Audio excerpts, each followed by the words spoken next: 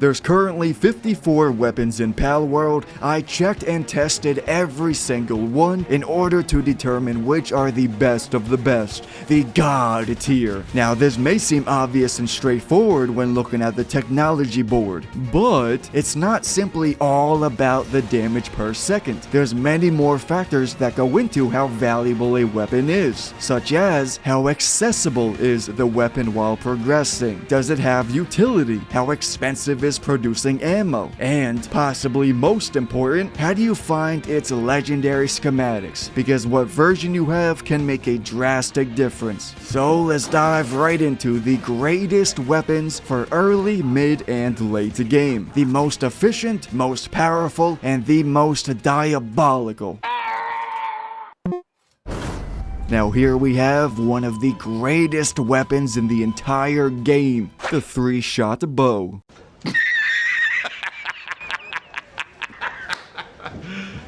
You serious? Yes, I am very serious. Even against level 70 pals, this bow is still viable because of fire and poison. See, all these new pals and new skills allow us to whip together some crazy elemental builds, with fire and poison being arguably the two most powerful. Well, the 3-shot bow is, for the most part, the best way to inflict burn and poison. You simply throw a Bakemi and Prickster on your team, then you fire a single shot and boom, you're dealing 50% more damage while the enemy's dealing up to 80% less damage. It's so easy, man. It's actually so damn easy. Now moving forward, all reliable. The semi-auto rifle. Now first of all, the semi-auto gets a fat stack of style points. I mean, it's a damn M1 Grand. Who doesn't love this gun? Also, I'd consider the semi-auto rifle a best-in-class weapon. If you compare it to the other weapons that you unlock around the same time or level, you realize the semi-auto is a champ. It's a level 41 weapon, right? Now compare it to the compound bow, which is level 42, and yet it seems the semi-auto is just overall superior. Similar cost to craft the ammo, similar damage per hit, similar range. Meanwhile, the semi-auto can shoot much faster, with better agility. I mean, here we have a blue compound bow versus a green semi-auto, so I'm giving it a small advantage right there. But when compared side by side, it's obvious the semi-auto is more effective in combat. Also, compare it to the single-shot rifle. Only 5 levels above the single-shot, you can then unlock the semi-auto, which is vastly superior for obvious reasons. So only 5 levels ahead, and you can get a much better gun. Now, I will say, if you get the legendary version of the single-shot, now it's starting to look a little bit better, a little bit juicier. It has a hefty increase from regular to legendary. It also looks pretty cool, man, an old cowboy gun, so it gets a bit of style points. But overall, the semi-auto is indubitably a superior weapon. Now you can obtain the legendary schematic from Alpha Azarobi. If you catch or butcher it, there's a 3% drop rate. Now by the way, I'm going to quickly showcase the best way to farm schematics from alphas. Before 1.0 it was a pain in the ass, but now it's super easy. For example, Alpha Neptilius drops the legendary charge rifle, so you simply want to breed Neptilius. But when you pick up the eggs, make sure you have Broncherry and Broncherry Aqua on your team, giving you 35% plus 45% chance for those eggs to become alphas. Even without the partner skills upgraded, that's 80%, so 4 out of 5 eggs will be alphas. Now on top of that, you can optimize even further with Grintail. He offers a chance to double the number of eggs you pick up, and on top of that, you can use vegetable cakes, allowing your pals to pump out 2 eggs at once. 1 pump, 2 dumps, double the breeding speed. If you have the proper setup, it's extremely easy to get schematics. Hey yo, look at him just watching the Neppies do their business, man. They're trying to get jiggy with it, and look at you. Get the f out of here, man. Get the hell out of here. I will kill your infant daughter.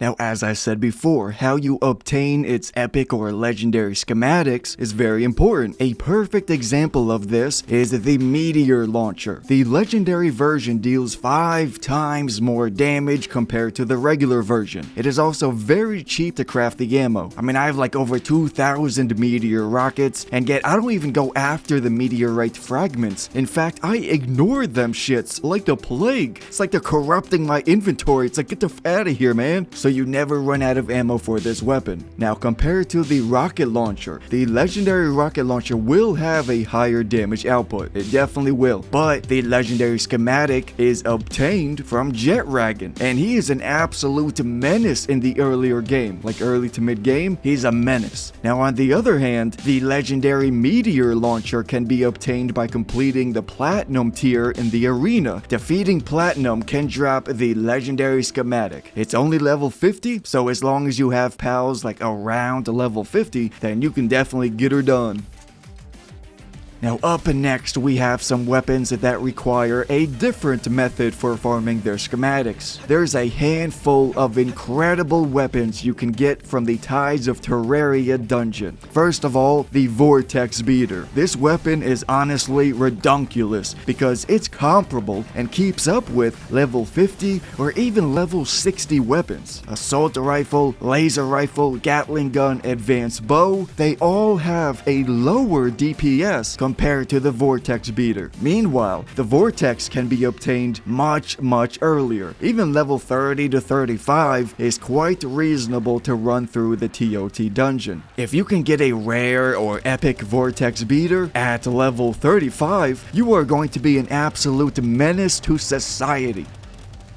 Next weapon is the Terra Blade. Now this blade gets a fat stack of style points, man. I don't know about you, but this sword is spicy, man. This sword is spicy. A weapon like this would be fun to use in any video game, ever. What's cool is that even though it is a ranged attack, it is still considered a melee weapon. So you can use melee pals, like Loopamoon, Pupperai, Warsect. All these skills do benefit the Terra Blade. They also benefit the Terraprism sword. Yes sir, I saved the best for last. The Terraprism. All of its damage output can stack on top of your currently equipped weapon. Also, these weapons can attack enemies through walls. Yes sir, pretty handy dandy right there. Now this used to be the grade A god tier best weapon. However, the drone launcher is the new and improved version. The Terraprism 2.0. It works the same exact way, but it's much more powerful and of course much more expensive to use. Now that's one reason why I love the Terraprism. It is so cheap to repair. You never have to worry about conserving it. You can use it as much as you want. If you truly wanted, you could have a few Terraprism swords out at all times, slapping the hell out of every pal you walk past just the entire game. Now, considering you may be using the Terraprism so often, I believe it's worth obtaining the legendary or at least epic variant. The legendary schematic is obtained by defeating the Moon Lord raid boss. In fact, legendary schematics for all the Tides of Terraria weapons are found this way. However, the epic version can be found in the dungeon chest. Once you learn the correct path, you can fly through this dungeon and rapidly farm it. You could also use the save reset technique. You simply make sure the game is saved before opening the chest. Then once you open it, if you didn't find what you want, close out. Alt F4 that bitch. Immediately shut it down and restart. You'll be able to quickly return and try the chest again. This technique can be used on the golden chest at the oil rigs as well. Yes, it is a little bit cheesy, but whatever.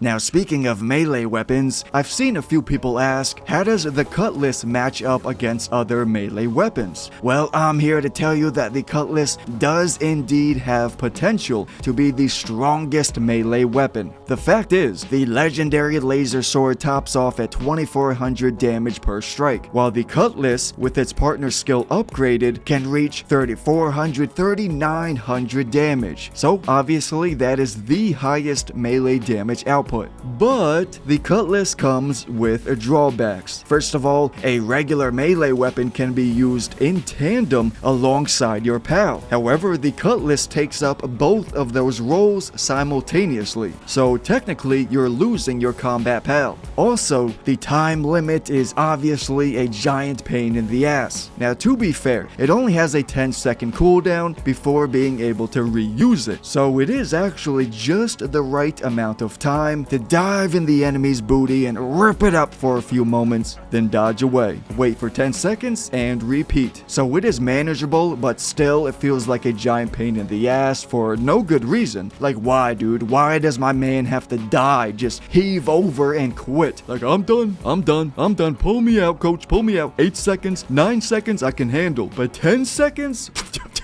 Nah, son, nah, hell nah, I can't do it.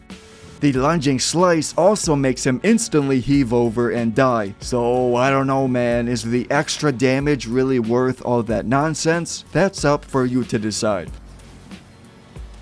Moving forward, the revolver and the handgun do have similar damage outputs, so it mainly comes down to preference. Revolver with heavy burst damage and a longer reload, or the handgun, which has a smoother, more consistent fighting style. But whichever you decide, it's going to be your main sidearm for quite a while. Your trusty sidekick, your go-to quick pull gun, inexpensive and reliable. Both the revolver and the handgun can play these roles. However, what schematics you end up finding is very important. From just default revolver to uncommon, it nearly doubles in damage. I have a link below in the description showing all the different locations you can possibly find the revolver schematics, and every other schematic as well. It's all listed.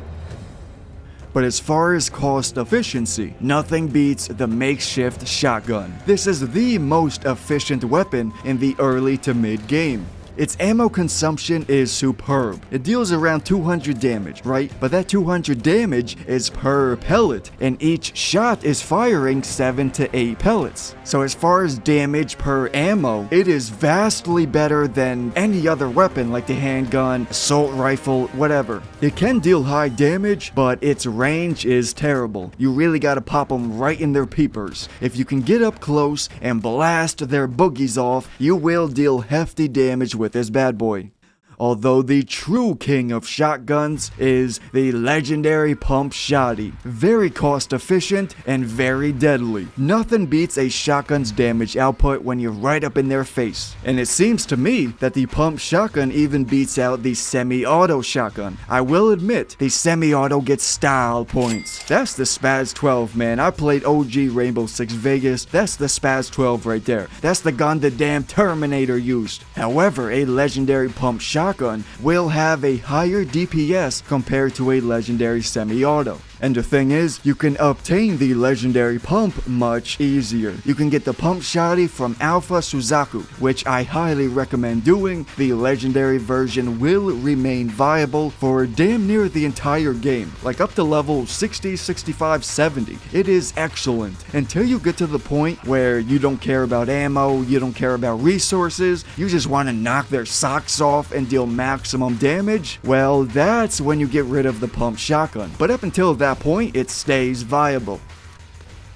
Besides the pump shotgun, another reliable weapon I used for a very long time is the laser rifle. Now this may be a bit biased. Statistically, the laser rifle isn't anything too crazy. I mean, the Gatling gun, the vortex beater, even the advanced bow, they all have a higher DPS. Like, the vortex beater is probably an objectively better weapon compared to the laser rifle. So I'm not saying it's bonkers, but in my opinion, the laser rifle is like an evolved, upgraded version of the semi-auto rifle. The semi-auto 2.0. It plays that role perfectly. It has great range and accuracy, it deals decent damage, especially with headshots, and it's not expensive to produce ammo. Now, the legendary laser rifle is a pain in the ass, but you can get up to an epic schematic at the level 55 oil rig. These oil rigs are by far the best locations for farming farming weapon schematics. But yeah, an epic laser rifle will hold it down as you progress up to those level 65, level 70 weapons, such as the charge rifle. The charge rifle has a much higher damage output with a longer range. If you truly want to use the charge rifle, then I say go the alpha breeding route for a legendary version. Alpha Neppy can drop the legendary charge rifle. So you breed a bunch of Neppies, use Broncherry and Grintail to pick up the eggs as alphas, and butcher them bitches.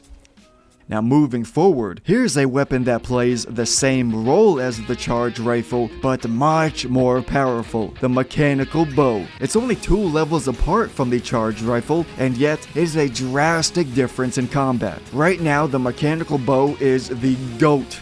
I believe it has the highest damage per second in the game if you enhance it with Robin Quill. And of course, you can go super nutty by adding the other bow and arrow pals like Robin Quill Terra and Lumen. Plus, considering you almost always aim for headshots with a bow, Van Worm is another fantastic pal to buff your bow. So yeah man, you can craft a beautiful build, creating the most diabolical bow in the game. And it is indeed worth it. That's what makes it so special. There's many builds in the game that aren't super necessary, you know what I mean? Like you can use them just for fun, for being creative, but they aren't super valuable. However, the bow build definitely makes a difference. Also, it's nice that you don't even need a crazy schematic. Whatever version of the mechanical bow you have, green, blue, epic, whatever, it's going to pack a mean mollywop to the face. So overall, if I had to say which is the greatest weapon in the game, it'd be the mechanical bow. If you invest into it with a full build, it is the GOAT.